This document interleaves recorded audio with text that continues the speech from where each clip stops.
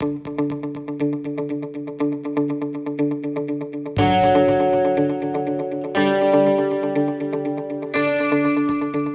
name is Kathmandu, and in about 10 minutes I'll be driving to Salt Lake City International Airport to get on a plane to go to Kathmandu. And the reason I'm going to Nepal is to attempt the Everest Base Camp trek. I'm traveling solo without a guide, without a porter. From what I understand, the trek is very manageable. I've got a bag, I'm all packed with all the essentials. I've got one Osprey bag with all my stuff in there. Pretty light on gear, but it should help me as I travel. In terms of guide, I've got a little black notebook, a moleskin notebook that I've jam-packed with maps, detailed walkthroughs on each day, each tea house, each trek. After I land in Kathmandu, I'll take another flight from Kathmandu to a city called Lukla, which has got one of the world's most unique airports. It's actually an airport right off of a mountain. It's a real daunting and intimidating looking airport, and nicknamed the world's most dangerous airport, but it's really safe. They really don't even let you fly if the weather's not very good. Going in November is supposed to be the good time. It might be a little cold, but weather should cooperate. I'll try and check in as much as I can with video. So stay tuned, and you may see me either at the airport in Salt Lake, New York, or maybe on the ground in Nepal if things get a little crazy. So stay tuned.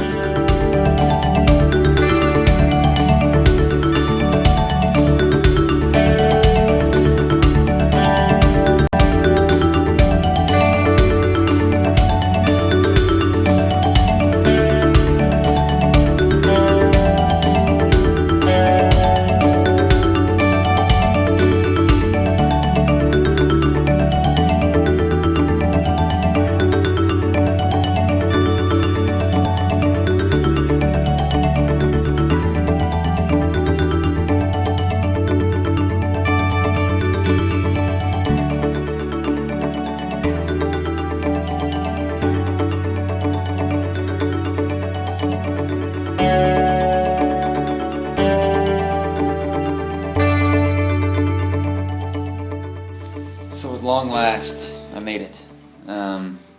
Kathmandu, finally, via Dubai, New York, Salt Lake City. So it's been kind of a crazy few 36 hours, but I finally made it to Nepal. I was supposed to land here in Kathmandu at around 5 o'clock, actually around 4:15, and again late and delayed. I was a little worried because I wasn't sure whether I was going to be able to get my TIMS and FIT card, which is just the card that individual trekkers use to get access to Mount Everest National Park. And I met Nimral here, my contact, and he got me all set up. I'm ready with my plane ticket tomorrow morning. Other than the travel, pretty uneventful. My zipper on my pants did break, so that sucks. I've got one pair of pants this entire trip. Nothing like giving a dashing first impression with your fly open. So I'm sure that I'll be doing that tomorrow at some point. But at this point, I don't really care. I'm just gonna go to sleep and try and get ready for tomorrow, and really try and get ready for these next 14 days, which are gonna be awesome. But take them slow. Tomorrow, I take which is supposed to be the most dangerous flight in the world, Kathmandu to Lukla Airport. And so I'll probably check in at some point tomorrow in Lukla, but my end destination tomorrow is a city called MONJO. And so whether it's Lukla or MONJO, I'll touch base, and looking forward to starting the whole trek tomorrow.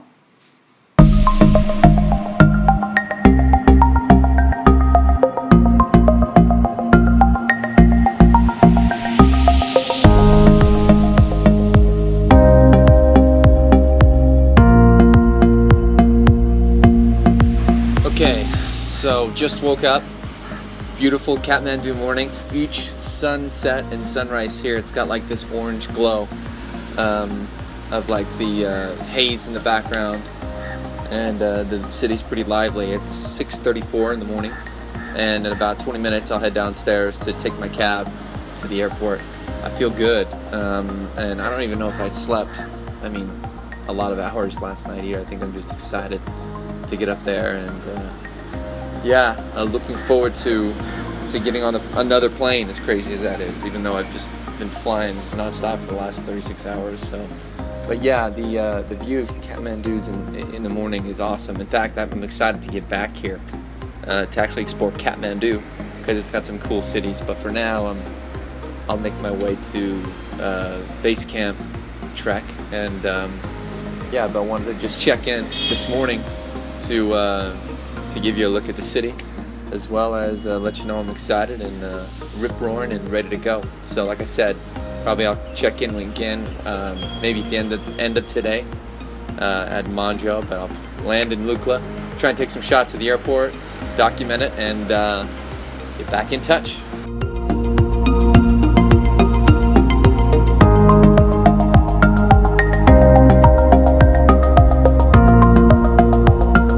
Okay, so I'm officially on my way. Landed in Lukla about 30 minutes ago. Just entered the start of the trek, and kind of by myself right now. It's beautiful. It's not a lot of people here. I suspect that the groups, when they land, they go and eat lunch, and then take a little bit before they head out. But my flight was delayed, and I wanted to make it to MONJO today. So I'm just getting going right now. I may not make it all the way to MONJO and stop at Phak Ting, since again I lost a few hours, but it's beautiful. It reminds me actually a lot of like Logan Canyon right now. It's actually surprisingly green and mountainous.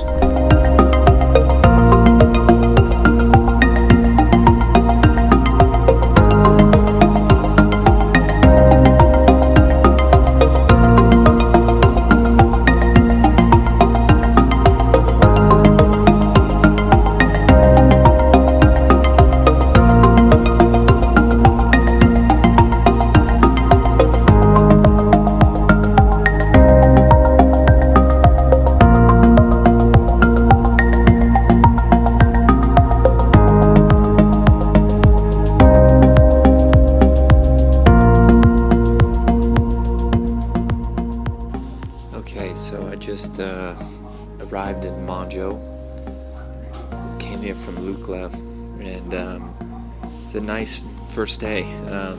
It's beautiful here. This trek is amazing. You walk and you just see stunning cliffs and like hilltops. One of the cool things, it actually reminds me a lot of Logan Canyon. It's really green with the rocks and the trees, and you go through and see the paths. Also, you go through and you notice these small little shops, hotels, lodges. But it was good. It was surprisingly pretty rigorous. It was pretty tough. Some of the terrain, lots of high climbing, and then descent, sharp rocks. But my flight getting here was delayed.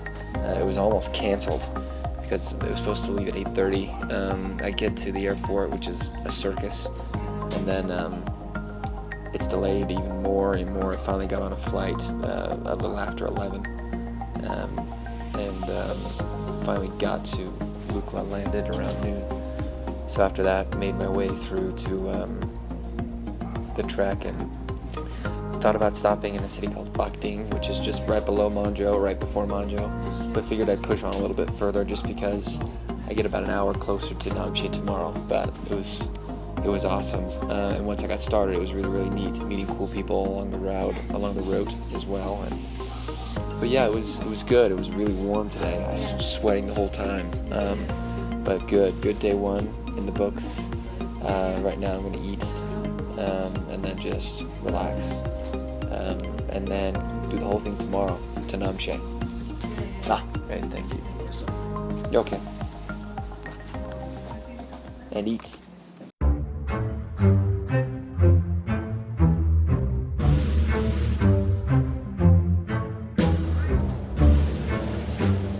So, Before anyone watching this video laughs at how stupid I look, consider the following.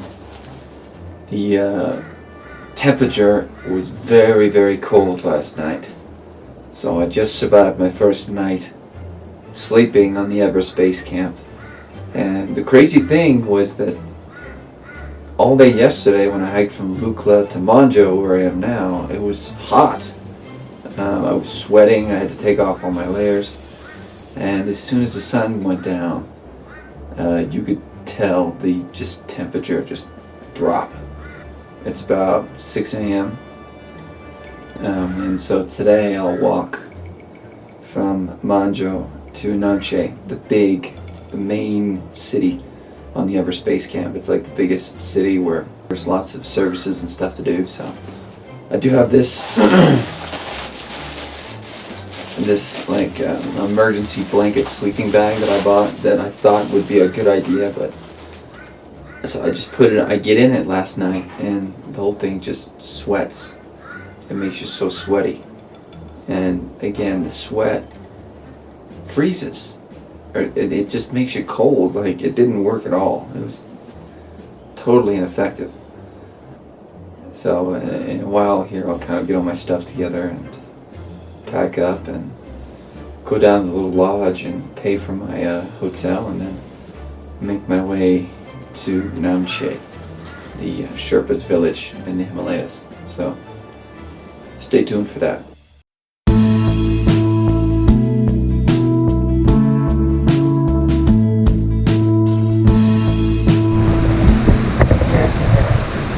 Coming on our last suspension bridge, you can see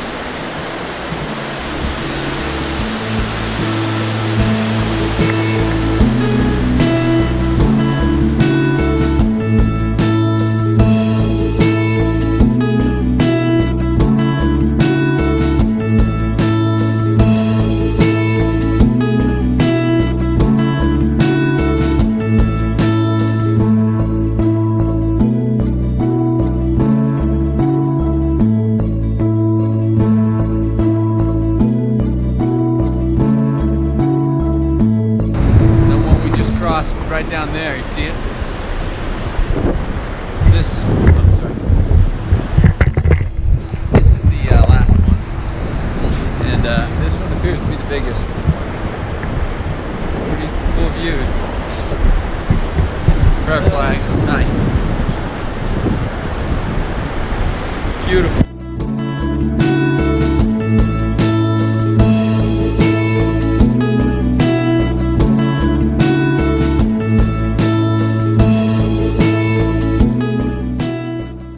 At NAMCHE BAZAAR, day 3. NAMCHE is like the closest thing on the trek to like a big city. It's been cool exploring it thus far. Today was again pretty rough, although pretty short. I got up early and left MONJO and climbed this area called NAMCHE Hill, which was a tough climb, but made it here and just explored. On my way here, there was a guy who was saying that it's going to be super cold this morning and throughout the rest of the trek, so bought a sleeping bag, got my pants fixed, so I don't have a zipper, but they just stitched it, so that's good, no more open fly. But yeah, I've just been exploring NAMCHE today, got here early, so tomorrow's acclimatization day. Other than that, exploring more, don't feel the elevation really at all, feel good, and gonna still take it slow. So I've got 2 days in NAMCHE. Tomorrow I'm just going to climb up to one of these hills. There are cool Sherpa villages around, as well as some spots where you can actually see Mount Everest. Stay up there, acclimatize, then come back down. And then the next day I'll kind of continue to the next city on the trek, called NANGKARTSHANG. But it's been really, really neat. Even though this is still like the biggest city on the trek, it's not massive. Yeah, it's just an amazing place. The clouds have kind of settled in, but when I got here this morning it was totally clear, and you could just see these immense peaks everywhere around, so it was good. But yeah, in terms of me, how I'm feeling good. A little sore just because the hiking's been pretty rough, but my shoes are awesome, my pants are fixed, and meeting some cool people. And yeah, I've checked into my tea house tonight. I'll be staying at another one tomorrow. But NAMCHE is cool. It's really, really cool. And thus far, everything's has been pretty good. Hopefully, that good luck continues, the good weather and just the good health. But check in maybe tomorrow after I acclimatize, and then it's on to the next one.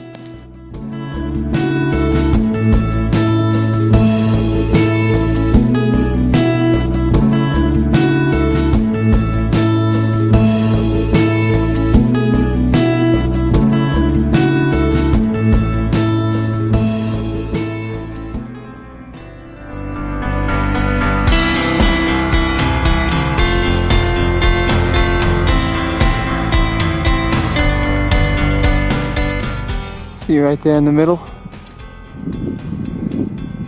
Mount Everest. See the wind blowing off the top. Amadablam.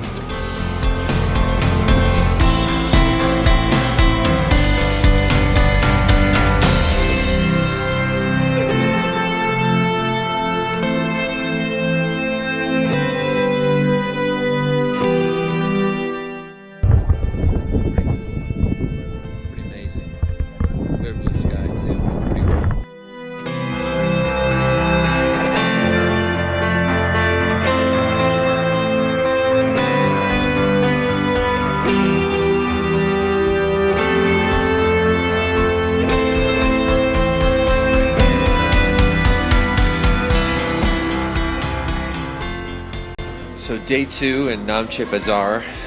Today was the acclimatization day, and so I got here yesterday and I didn't go to my next city because I have to stay here to get used to the elevation. And so I'm in the same city I was last night, and the plan was to do a side trip, so to go up to some area where the elevation is high and to hopefully acclimatize. So hike high, sleep low. And it ended up at this area called the Everest View Hotel. It's called the Everest View Hotel, so I knew that there maybe isn't even a view of Everest there. But what I always was told is that NAMCHE, or at least this part of the Everest Base Camp track, there really wasn't a great view of Everest. But in climbing up to the Everest View Hotel, to where the destination was, it actually was there and it was stunning. And not only Everest, but a mountain called Amadablam, which is actually the mountain I was actually most excited to see. It's probably the most picturesque peak. Everest everyone talks about because it's the biggest mountain in the world, but it's really not as impressive to look at as Amadablam is. And both of these mountains are totally visible and really impressive from this viewpoint. And the Everest View Hotel is right there, and I actually got off the beaten path a little bit and just went off to the side, and there's an even more secluded area just to the side that has an even better view, a dead-on shot of Mount Everest, and then Amadablam, as well as all these other immense peaks. And so that was a total shock to me. I didn't even know that at this stage in the trek you'd get such a clear and good view of Mount Everest. And so I literally sat there for about 45 minutes. After that, I just made my way down and walked around a little bit more through NAMCHE. It's a cool city, but I've probably seen everything it's got to offer, and I'm kind of impatient to go to the next step. From the viewpoint up on the top of the valley, I was able to see the next city, which is Tengboche. It was definitely the highlight of the trip thus far, was getting up to that viewpoint and seeing Amadablam and seeing Everest, and to know that there are better views of Everest moving forward. I mean, it's only natural to assume that the closer we get, the more view it's going to be, is awesome. So I'll look forward to that. Overall, things have been awesome, and looking forward to getting even further, or to getting even closer to Mount Everest.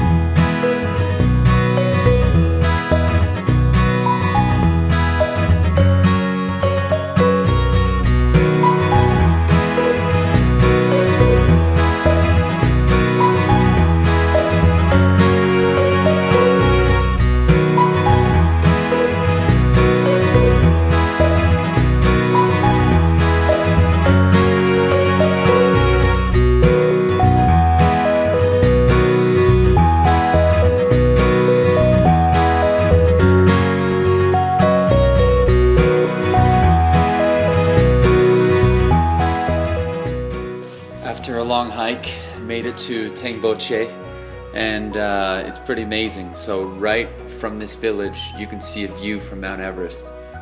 Amadablam, there's this massive monastery that's really pretty. There aren't that many lodges. In fact, I was barely able to get a room. It kind of looks like a real shoddy lodge.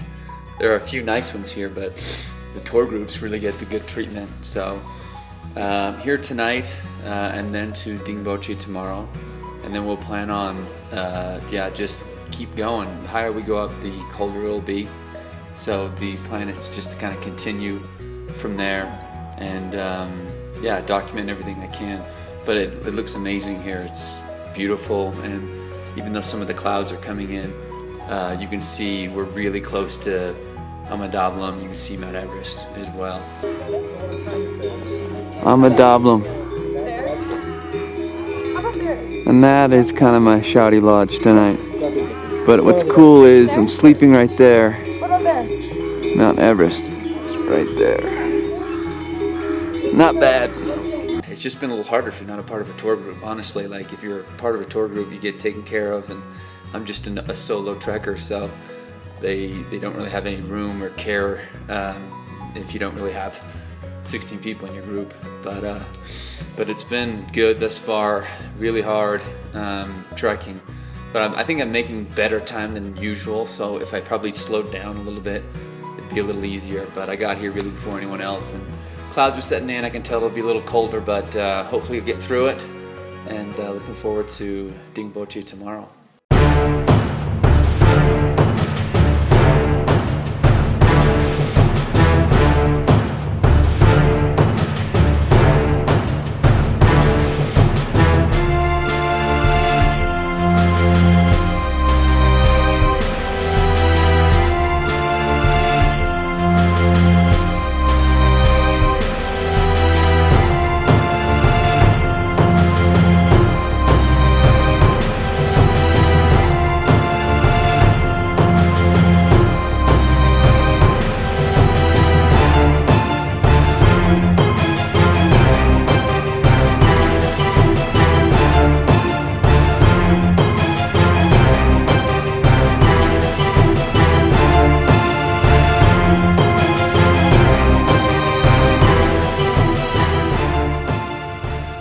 What an absolutely amazing location. I'm at a place called Nagasang Peak, and we're in Dingboche. I didn't do a video journal yesterday, it just kind of slipped my mind, and I knew I'd have another day in Dingboche. This is actually my acclimatization day, and so the walk from Tengboche to Dingboche was actually very enjoyable. Some uphill parts. I wanted to take it slower because I felt like I've been going a little too fast when I've been in no rush, and you have really the whole day in these villages to really not do anything. But I think maybe the reason why I enjoyed it so much is this mountain that you're seeing behind me, which is it most definitely is my favorite thing to look at in the whole Himalayas. It's a mountain called Amadablam. In the whole walk from Tengboche to Dingboche, you have a perfect view of Amadablam, and it's towering over Dingboche too. Where I'm facing, and where we'll head tomorrow into Lobuche, Amadablam will kind of fade into the background, and so we won't get to see it as clearly. Of course, we're going closer to Mount Everest, which will be great. But yeah, I'll certainly miss looking at Amadablam, and Dingboche is nice. Tengboche was okay. I'll be honest, it probably wasn't my favorite stop, just because there weren't a lot of lodges there, or at least nicer lodges for like independent trekkers. They had two pretty nice lodges there, but they're just kind of specifically for tour groups. And since I'm trekking alone, they kind of shooed me out of there. But I've met a few more folks on the trek that seem really, really nice. We kind of have the same itinerary, and things are going really, really well. The views have not disappointed, and we've been spoiled with weather. I planned like 4 cushion days just to account for like clouds. I mean, it may still happen, knock on wood. Hopefully it doesn't, but we've been spoiled just with the views, and the weather has been amazing. It's been terrific. So, like I said, I'll stay up here for a little while longer. acclimatize at my own pace, get back down. I don't know how long it'll take. It was kind of sketchy getting up here, but I'm sure others will join me up here at some point, since this is the most popular observation point in the whole city. So we'll plan on checking in tomorrow, LOBUCHE, and then Gorekshep. Things get pretty basic in terms of lodging, but it means we're getting close. So we'll talk then. But the view of Amadablam is incredible. And then I'm facing another amazing view. I don't know. I don't know what that one is, but that one's Cholazzo, and then you see the lakes of Cholazzo right down there. Try and do like the panoramic here. Just unreal landscape. It was pretty hellish getting up here, I gotta be honest. Does not help that I didn't bring water. Look, it's funny, there's a helicopter down there. You probably can't see it. I'm about 1,000 feet higher than it. But yeah, Amadablam, it's gorgeous. You see the lakes there too, mountain range. Yeah, it was hell getting up here. I'm the only one too up here thus far. I don't think anyone else has made it up here yet. This is like the go-to acclimatization spot. And I'll stay here for a little bit, that's for sure. The weather, the conditions, we've just been so spoiled. They're so good. You see the prayer flags there. I think this one right behind me is kind of like the main area. I heard that you can kind of go up higher, get a panorama, but it literally just ends. In fact, I probably shouldn't even be sitting on this. I mean, or it makes me nervous just to sit on this, because, you know, it's like a 500-foot drop just right on the other side. Prayer flag up here. I should be safe. But yeah, it's amazing, and I'll sit up here and probably drain my entire battery of my camera taking all these pictures of just these mountains. So beautiful. Nepal, pretty place.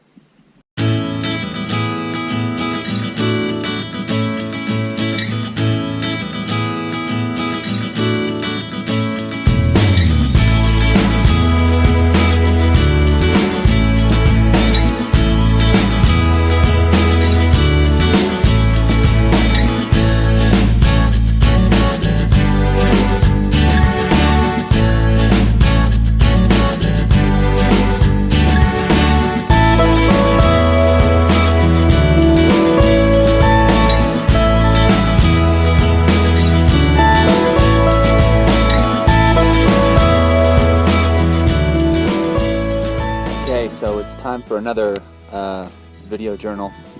This one was kind of impromptu because I want to try and do these journals in just spectacular places. And yesterday I was saying when I was at Nagasong Peak that Amadablam, which I'm still staring at right now, which is still stunning, was probably the #1 seed when it came to just the most amazing things to look at. And it's got stiff competition now because what you can see behind me is Cholazzo Peak and the lake beneath Cholazzo Peak, which is just staggering in its beauty. Today we do the walk from Dinboche to LOBUCHE, and it's a pretty straightforward walk, but I kind of took a detour to come here and to enjoy this view. You could kind of see it from Nagasong Peak where I was yesterday, but obviously not like this. This is like postcard stuff. So I'm spending a few minutes here right now, and then I'll kind of backtrack. There's probably another way to get to LOBUCHE from here, but I just don't want a chance getting lost, which I'd probably get lost.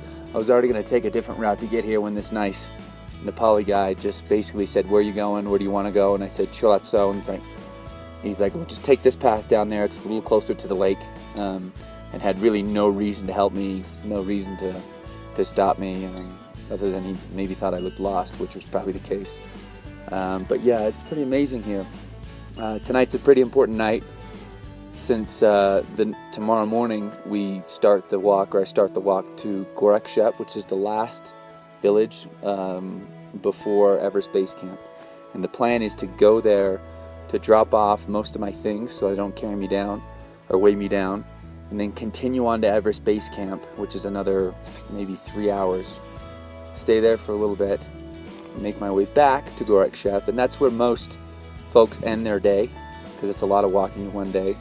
But I'd love to try to go up Kala Patthar that same day, which is the peak that gives you the best view of Mount Everest that normally people do the next morning, which I would if I didn't feel like it tomorrow. So pretty big in terms of, it's a pretty ambitious day in terms of distance traveled and just miles covered with the elevation and the cold. Last night was probably the coldest night, even with my sleeping bag, which has been terrific. So just a little bit cold, but not too bad again, and my body feels great. I actually even forgot to take my Diamox today, so I was a little worried that I maybe would start, I don't know, feeling symptoms or feeling sick, but I feel awesome, I feel great, but still I don't want to chance it, so I'll stay here for a few minutes longer, then head back to the trail. It'll take me a little longer to get to LOBUCHE because my little detour here, but it might take me another 2 hours to get there. And along the route as well, there are famous memorials of of many of the famous summiters who tried to climb Mount Everest and died. Like Scott Fisher's memorial is there among others. So I'll probably stop to appreciate that too, and continue on to LOBUCHE, and maybe check in tomorrow once all the excitement is over. So I probably will check in tomorrow either saying I made it to base camp, and we'll do Kala Patthar the next morning, or maybe I'll do base camp and Kala Patthar the same day. So I guess you'll find out in the next video.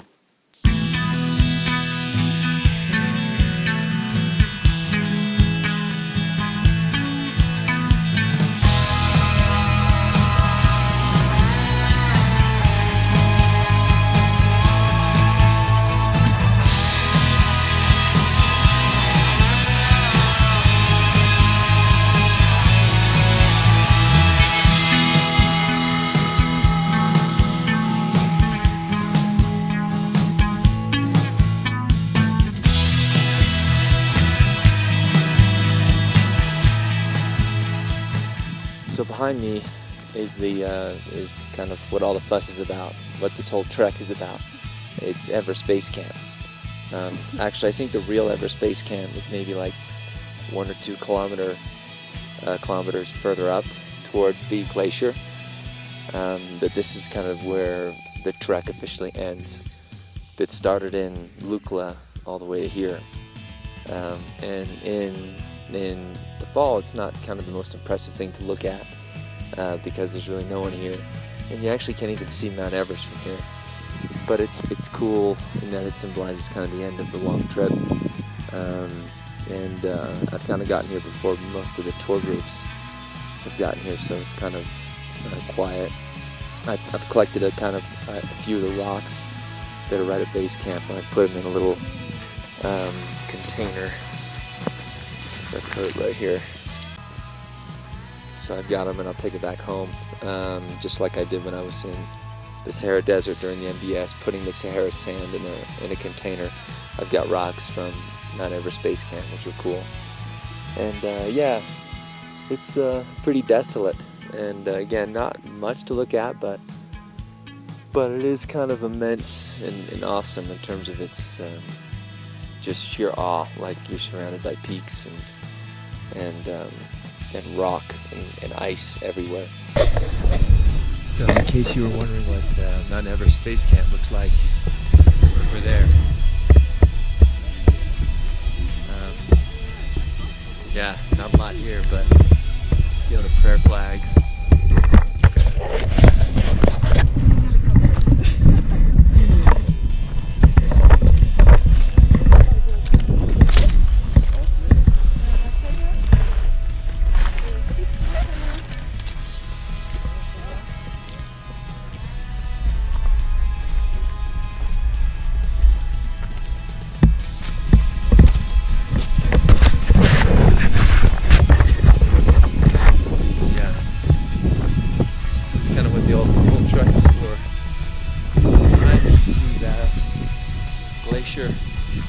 glacier that goes down. That's where the trek actually begins, or the climb begins. And you actually can't see Everest at base camp. You go up those glaciers. It's just in between these two, Lukla, just in between those. And just to know, kind of, this is the place where all of these climbs begin. It's a cool thought, and it's an exhausting one too. I'm pretty tired, but I'll make my way back to Gorekshep, which is the village that it's the closest village with lodges, that base camp, and maybe rest for a little bit. And it's only 10:50, so if I can make it back in decent time, I can maybe try and do Kala Patthar today as well, which is pretty ambitious. But the gentleman just over here just told me that it's hard, but it's not the hardest thing in the world, and I feel really good. The altitude, I've been lucky, hasn't hit me at all. So I may try it tonight, and so if I do, maybe I'll check in again after that. But made it to base camp, and yeah, this is kind of the end of the road, but not really, because I have to walk all the way back to Lukla, which with the loss of altitude should be a lot easier.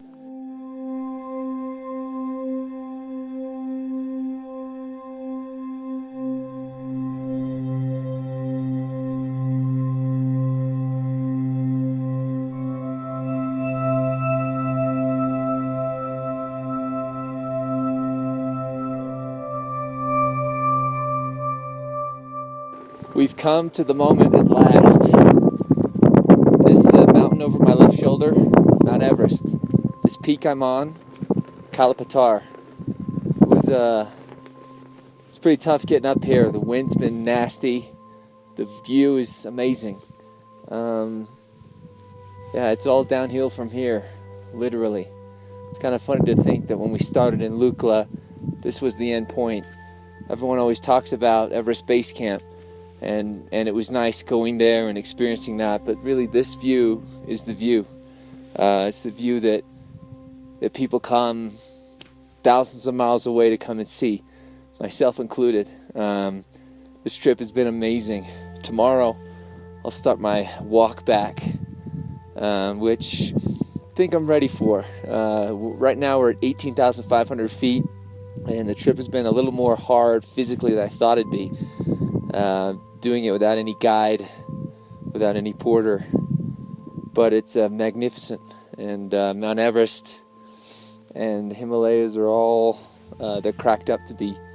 I've loved experiencing it, seeing it, and will be in love forever with my experiences I've had here. Now it's time to reap the spoils of a hard-earned journey and to enjoy the view.